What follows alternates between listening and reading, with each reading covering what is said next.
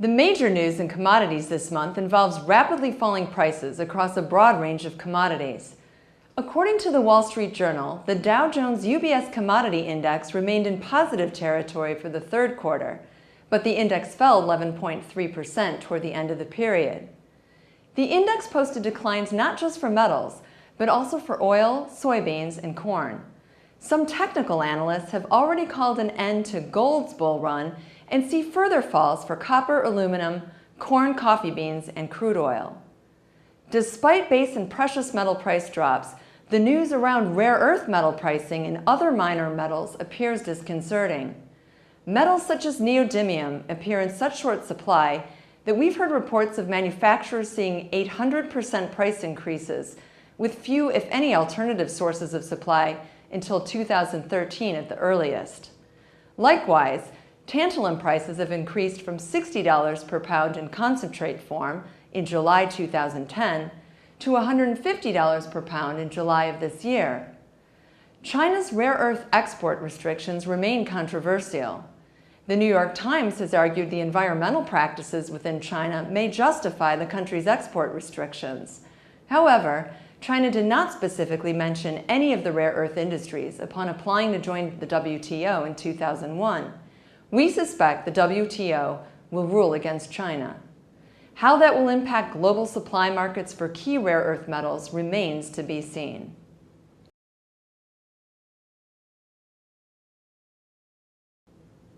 Last month, we suggested September often appears to be a good month to buy. In fact, we talked about how we have seen some dips for both aluminum and steel in the month of September. However, when we see general market drops, as we have now seen for the past 60 days or so for a broad swath of commodities, we tend to shift buying strategies accordingly. Let's take a look at the 60-day copper price. Last month, we suggested the Chinese might come in at the market at $88.50 a ton. That price has come and gone, and some have put copper's floor at $60.37 a ton, or $2.74 a pound, with downside risk at $4,500 a ton, or $2.04 a pound. Aluminum also faces downside risk. Some analysts have called for aluminum to fall to $18.28 a ton, or 83 cents a pound. The folks at Harbor Aluminum believe $2,000 a ton, or 91 cents a pound, represents the downside risk. The VIX, or Fear Index, remains stubbornly high at 42.75 as of early October. Most analysts like to see that number under 25 before they believe volatility is weakened. Steel pricing, despite recent mill price increases that appear to have stuck, may be headed down as key producers have announced lower earnings guidance for Q3 on the back of stubbornly high raw material costs, weakened demand, and a difficult price environment. From a sourcing perspective, in declining markets, buying organizations may wish to buy only what they need against booked orders. In other words, buy on the downward trend. Are we just in a seasonal, cyclical lull with new orders to rebound in October? September's ISM data appears to be a mixed bag. Though the overall manufacturing economy continued to expand at 51.6%, and production went from contracting to growing, new orders are now on a 3-month contraction trend, while back orders are now on a 4-month contraction trend. Greece is increasingly looking as though it will default on its austerity measures designed to bring its deficit to 7.6% of its GDP. As a result, the IMF and EU may not continue paying out aid. Banks with heavy Greek holdings will be most impacted. Automotive sales continue to hold up reasonably well, running at just over 13.1 million units per year. Sales were led by larger pickup trucks and SUVs. Interest rates remain low following the Federal Reserve's announcement of Operation Twist, its latest $400 billion Treasury buying effort. 10-year rates are at 2%, while 3-month rates remain near zero.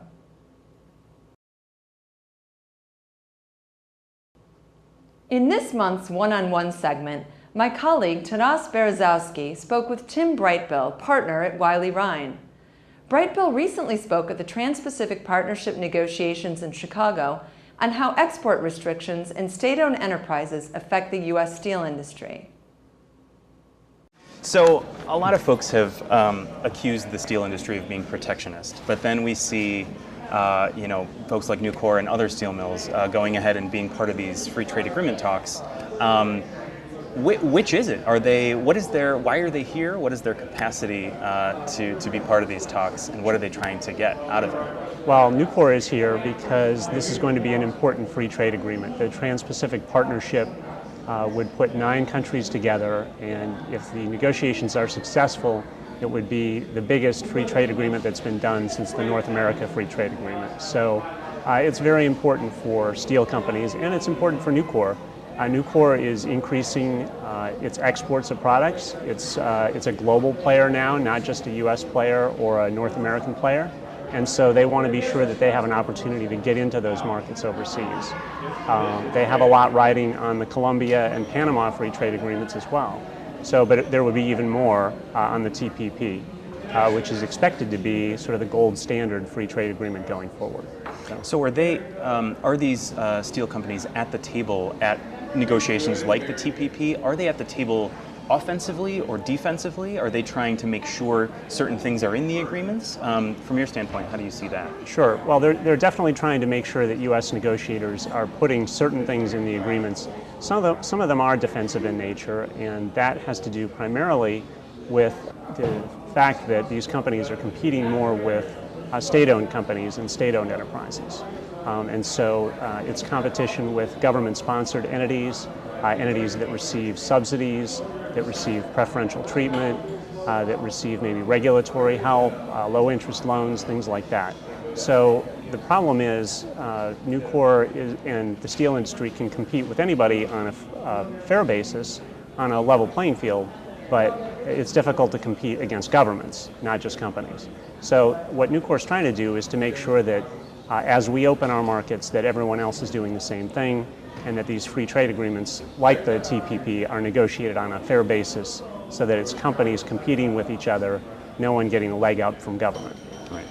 Now, we talked a bit before about export restrictions. Can you talk a little bit about how that factors into not only what you're going to present, but how, from an implication standpoint, what the government is looking to get out of that, and the steel industry, really? Sure. Well, since free trade agreements would take regular tariffs down to 0 among all the countries, the challenge is what other kinds of barriers are out there.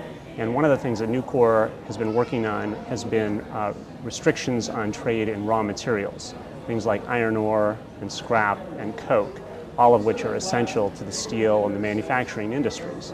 And the problem is that many countries have imposed barriers to trade on these products, on these raw materials, and it can take a lot of different forms. Some countries put quotas in place and will only let a certain amount out every year. Some countries impose absolute bans, and a growing number of countries impose export taxes. So it's just a 10%, 20% tax on the raw material when it goes out. And of course, that does tilt the playing field. It tends to decrease prices for the country that imposes the tax. It increases prices on anyone else around the world, and it also makes those raw materials harder to get. So we think an important part of any free trade agreement is the elimination of all export taxes among all the countries. Gotcha. Now, in terms of the relationship between the U.S. and China, which is a very, obviously, huge trading partner that is not involved in the TPP negotiations, right. How do you see the trade relationship there changing or not changing based on what happens in this negotiations process? Well, it's true that China is not a party to the TPP talks, but most of the countries involved are players in the Asia-Pacific region. And so it's important to set the rules of the road with these countries so that when future free trade agreements or trade negotiations go on with China, there'll be precedent for what we want those agreements to look like. So on provisions like export restrictions, we want to eliminate them all. On state-owned enterprises, how they'll compete abroad, it would be good to get things right in the TPP and then carry that forward to China, whether that's at the WTO, whether that's at the OECD or some other multilateral forum. Do you think do you think there will be pressure on China beyond this? Do you think something really will change for the way that U.S. businesses have to deal with Chinese businesses, and obviously the state-owned enterprises. How drastic will it be, in other words, I guess? Well, we're hoping to increase pressure on China because it's not playing by the rules on a lot of these issues. And so you have to press on all fronts.